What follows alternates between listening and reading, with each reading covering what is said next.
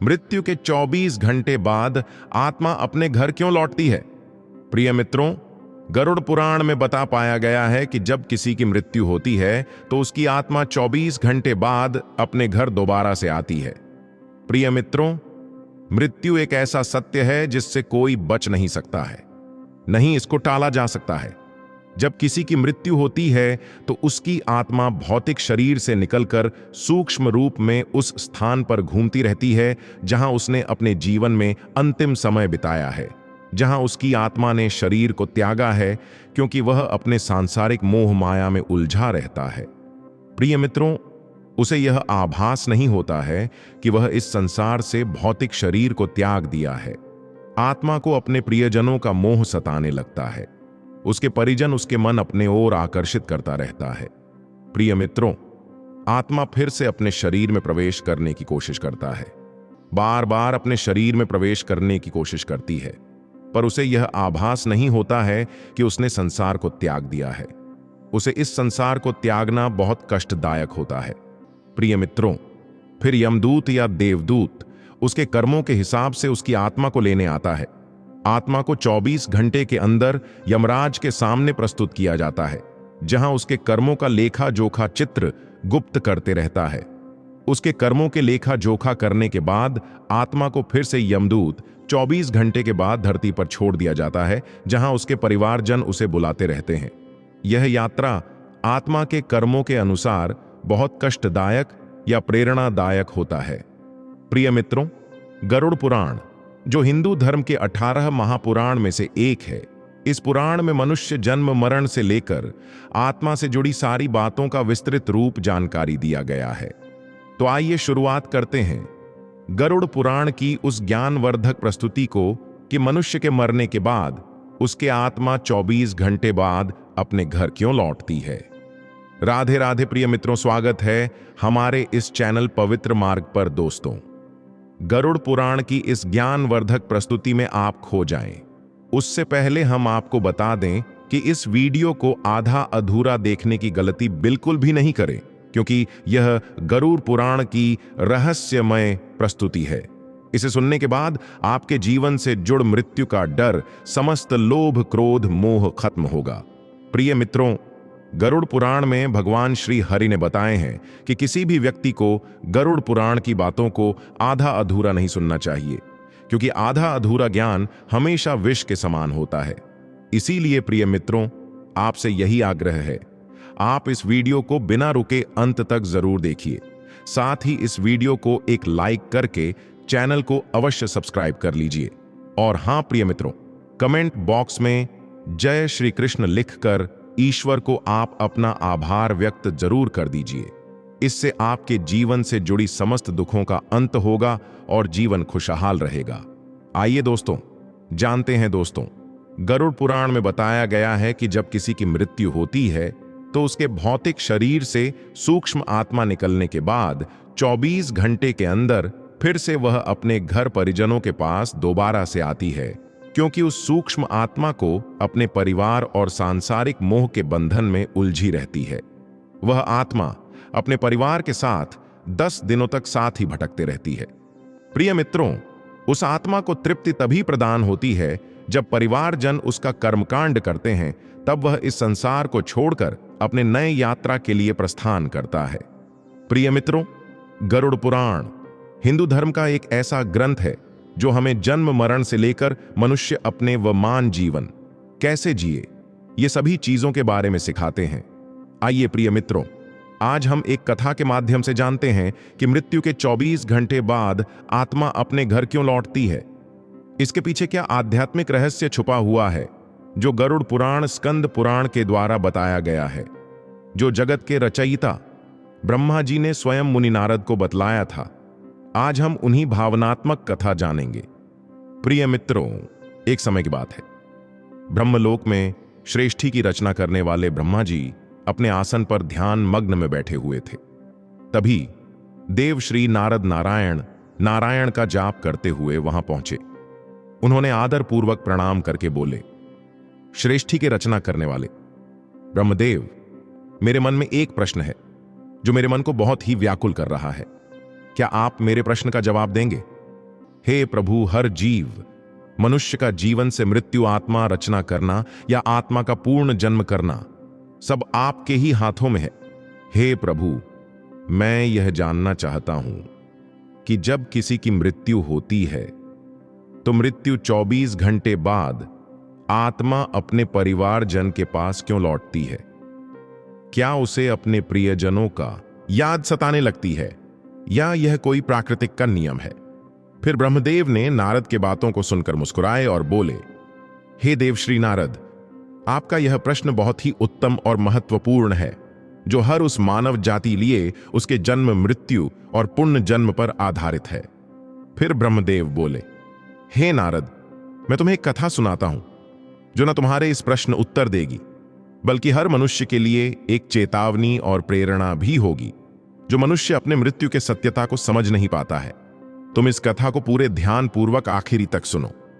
ब्रह्मदेव बोले, हे नारद, यह गरुड़ पुराण की भावनात्मक कथा है। जो यह कथा को आधा अधूरा सुनने की गलती करता है, यह उसकी अज्ञानता है, क्योंकि आधा अधूरा ज्ञान हमेशा विष के समान होता है। जो इस कलयुग भरी संसार में जो मनुष्य इस कथा को पूरे ध्यान पूर्वक आखिरी तक सुन लेगा और समझ लेगा, उसका इस संसार से जीवन में भरी लोभ, क्रोध, मोह का अंत होगा।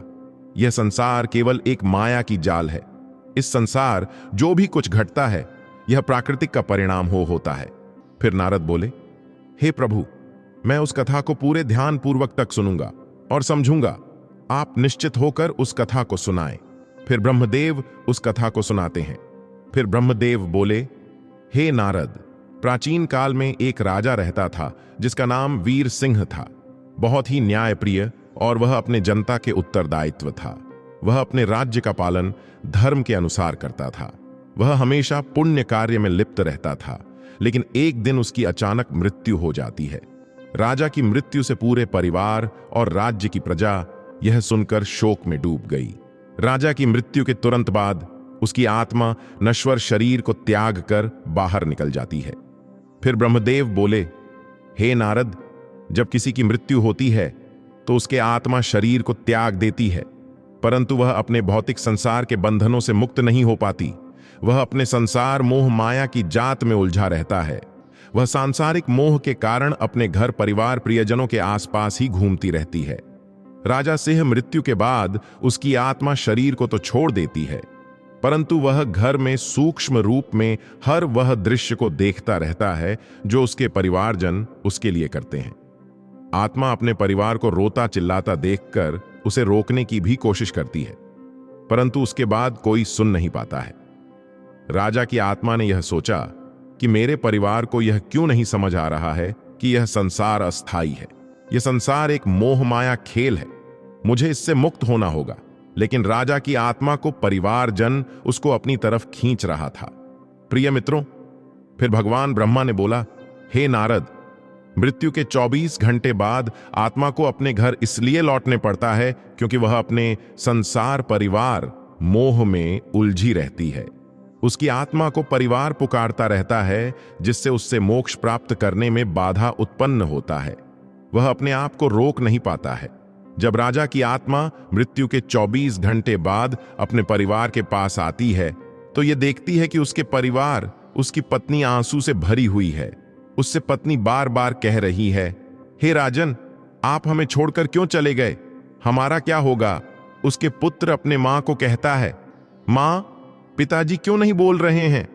ये क्यों नहीं उठ रहे हैं? पिताजी हमें छोड़कर क्यों चले गए? क्या कभी नहीं आएंगे? राजा की आत्मा ने यह देखकर अत्यधिक भावुक हो जाते हैं। वह सोच कि काश हम इसे यह समझा पाते कि शरीर नश्वर है। यह संसार एक परिवर्तन का खेल है। यह आत्मा अमर है। यह एक शरीर को त्याग कर दूसरे शरीर में प्रवेश कर लेती है। प्रिय मित्रों, फिर ब्रह्मा जी बोले, हे नारद, यह दृश्य आत्मा के लिए अत्यंत पीड़ादायक होता है। राजा की आत्मा ने यह सोचा कि क्या मैं इतना कमजोर था कि अपने परिवार को इस स्थिति में छोड़कर चला गया? क्या मेरे जाने से यह सब खत्म हो जाएगा? जब राजा की आत्मा मृत्यु के 24 घंटे बाद अपने घर में प्रवेश करता है तो वह अपने घर के हर एक जगह में घूमता है जहां उसने अपने बच्चों को खिलाता था, जहां उसके राज्य महल में राज्य सिंहासन पर बैठकर उसने प्रजा को न्याय करता था। वह पल जहां वह अपने रानी बच्चे के साथ हर सुख दुख बिताता था, उसे वह हर एक वस्तु अपनी तरफ खींच रहा था। राजा की आत्मा ने बार बार कोशिश कर रहा था कि वह रानी और अपने पुत्र को अपनी उपस्थिति का आभास करा सके। उसने रानी के पास जाकर धीरे से कहा, हे प्रिय, मैं तुम्हारे पास हूं। तुम्हारा यह विलाप मुझे कमजोर कर रहा है। मुझे इस संसार से मोक्ष पाने के लिए कृपा करें। लेकिन उसकी आवाज रानी को सुनाई नहीं दे रहा था। उसने अपने पुत्र के सिर पर हाथ रखा और कहा, हे पुत्र, यह संसार एक यात्रा है। हर आत्मा को इसे छोड़कर आगे बढ़ना पड़ता है। तुम मेरे बिना भी मजबूत बन सकते हो, लेकिन उसके पुत्र उसकी आवाज नहीं सुन पा रहा था। फिर आत्मा ने निराश होकर अपने परिवार की ओर देखा और कहा, क्या यह मेरा मोह है जो मुझे संसार इच्छा में बांध रहा है, या उनके आंसू जो मुझे रो रो कर पुकार रहा है? नारद अब समझ गया कि मृत्यु के 24 घंटे बाद आत्मा अपने घर क्यों लौटती है। फिर नारद ने भगवान ब्रह्मदेव प्रणाम दिया और तुरंत राजा के राज्य महल में जा पहुंचा, जहां उसके मृत शरीर था, जहां उसकी आत्मा घूम रहा था। नारद को वहां पहुंचने के बाद वातावरण पवित्र और शुद्ध हो गया। उन्होंने राजा की आत्मा को सूक्ष्म रूप में देखा और बोले, हे राजन, तुम्हारा मोह ही तुम्हारी सबसे बड़ी बाधा है जो तुम्हें मोक्ष पाने में उत्पन्न कर सकता है। हे राजन, यह संसार एक कर्मों का चक्र है। तुम्हारा शरीर नश्वर संसार का हिस्सा नहीं है। तुम्हारी आत्मा को इस मोह को त्याग कर इससे आगे बढ़ना है। लेकिन तुम्हारे प्रियजनों मोह माया तुम्हें अपने कर्मों से रोक रहा है। फिर नारद ने राजा के परिवार को समझाने के लिए अपनी वीणा उठाई और गरुड़ पुराण के श्लोक समझाने लगा। बोले, हे राजन, आत्मा अमर अजर है। यह तो मरता नहीं, इसका अंत होता है। यह मनुष्य के मृत्यु के बाद की आत्मा का एक यात्रा है। जिसने इस संसार में जन्म लिया है, उसे एक ना एक दिन को छोड़कर सभी को जाना है। मृत्यु केवल एक नाटक है। यह आत्मा का मोक्ष पाने की प्रक्रिया है। रानी और राजा के पुत्र ने नारद की बातों को सुनकर शांत हुआ। नारद रानी समझाया, हे राजन, तुम्हारा शोक राजा की आत्मा को बाधित कर रहा है। यदि तुम सच में उनसे प्रेम करते हो तो उनके मोक्ष के लिए तुम भगवान की प्रार्थना करो। तुम्हारा यह मोह आत्मा को अपनी तरफ खींच रहा है, जहां उसे मोक्ष पाने से संकट का सामना करना पड़ सकता है। कि आत्मा ने नारद मुनि बातों को सुनकर कहा, हे राजन, मुझे अब समझ में आ गया है कि यह संसार एक परिवर्तन का खेल है। मृत्यु केवल एक सांसारिक नाटक है। मेरा आत्मा का उद्देश्य है कि इस मोह से मुक्त होकर ईश्वर की ओर बढ़ना है, ताकि मुझे मोक्ष पाने में बाधा उत्पन्न नहीं हो। लेकिन है मेरे प्रियजनों की आंसू मुझे रोक मोक्ष पाने में रहा है क्या? अब मैं कभी परिवार को देख पाऊंगा? फिर नारद मुनि ने मुस्कुराते हुए कहा, हे राजन, तुमने अपने जीवन में जो प्रेम और आदर कमाया है, वह हमेशा इस संसार में तुम्हारे परिवार के साथ रहेगा। तुम उन्हें सूक्ष्म रूप से देख सकते हो, लेकिन अब तुम्हें अपनी यात्रा शुरू करनी होगी। राजा की आत्मा ने अपने परिवार को अंतिम बार देखा। उसने रानी और पुत्र के सिर पर हाथ रखने की कोशिश की, पर वह नहीं हुआ। आत्मा ने कहा, हे प्रिय, तुम्हारे आंसू मुझे रोक रहे थे, लेकिन तुम्हारे मन की शांति मुझे इससे मुक्त कर दिया। मेरा प्रेम हमेशा तुम्हारे साथ रहेगा। अब तुम मुझे विदाई करो। रानी ने रोते हुए कहा, हे स्वामी, मैं अब समझ चुकी हूं कि यह संसार केवल एक अस्थाई पड़ाव है। यह एक परिवर्तन का चक्र है। मैं आपको रोकूंगी नहीं। मैं आपके आत्मा की शांति के लिए ईश्वर से प्रार्थना करूंगी। फिर नारद बोले, हे आत्मा, अब तुम संसार और भौतिक मोह को त्याग कर तुम अपने मोक्ष की यात्रा के लिए प्रस्थान करो। यह शरीर, संसार नश्वर अंग है। तुम अब अपने परिवार का मोह को त्याग करो। अब आत्मा नारद की बातों को सुनकर कहा है, मुझे आपके बातों का प्राप्त हुआ। अब हम यह संसार बंधन से मुक्त होकर अपने कर्मों का फल भोगने और मोक्ष प्राप्त करने के लिए आगे बढ़ूंगा। आप मुझे आशीर्वाद दो।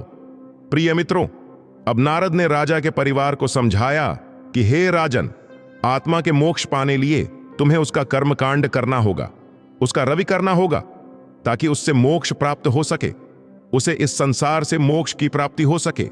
फिर नारद बोले, हे राजन, उसके शांति के लिए तुम्हें पुराण की पाठ करवाना होगा, पूजा अनुष्ठान करवाना होगा।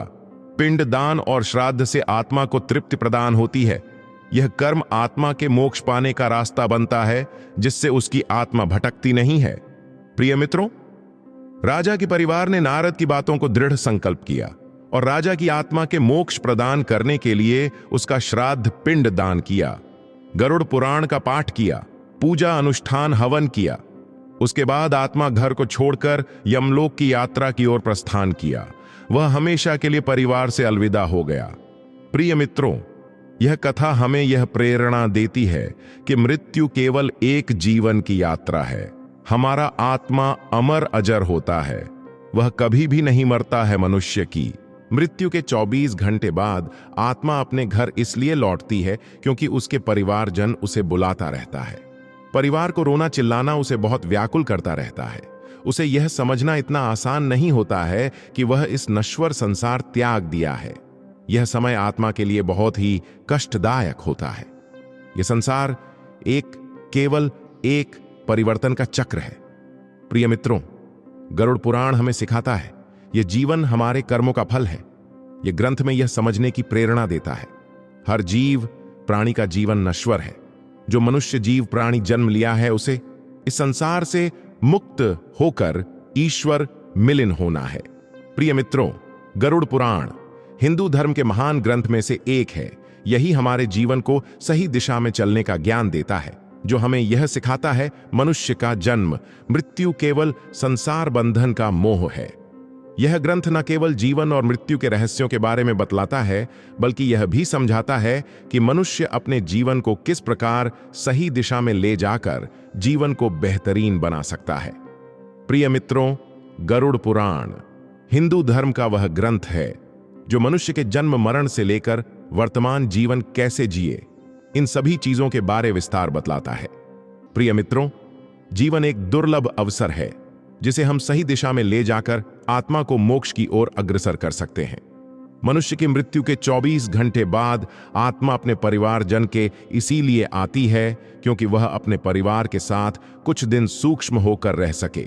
जब आत्मा का 13वीं संस्कार होता है तो वह इस संसार को मुक्त होकर वह अपनी अंतिम यात्रा पर प्रस्थान करता है। धन्यवाद प्रिय मित्रों। गरुड़ पुराण के द्वारा सभी बतलाए गए बातों को अवश्य ध्यान में रखें और सत्य की राह पर चले। यह संसार एक मोह माया की छाल है। इससे जीवन में होने वाले मुक्ति में बाधा उत्पन्न होता है। आप अपने जीवन को सत्य धर्म की ओर अग्रसर करें, जिससे आने वाले जीवन अत्यंत सुखद और प्रेरणादायक हो। और प्रिय मित्र, वीडियो अच्छा लगा तो इस वीडियो को लाइक करके कमेंट में जय श्री कृष्ण जरूर लिख दीजिए और हमारे इस चैनल को अवश्य सब्सक्राइब कर लीजिए ताकि हर एक नया वीडियो आप तक तुरंत पहुंचे। धन्यवाद। हर हर महादेव। ओम नमः शिवाय। राधे राधे।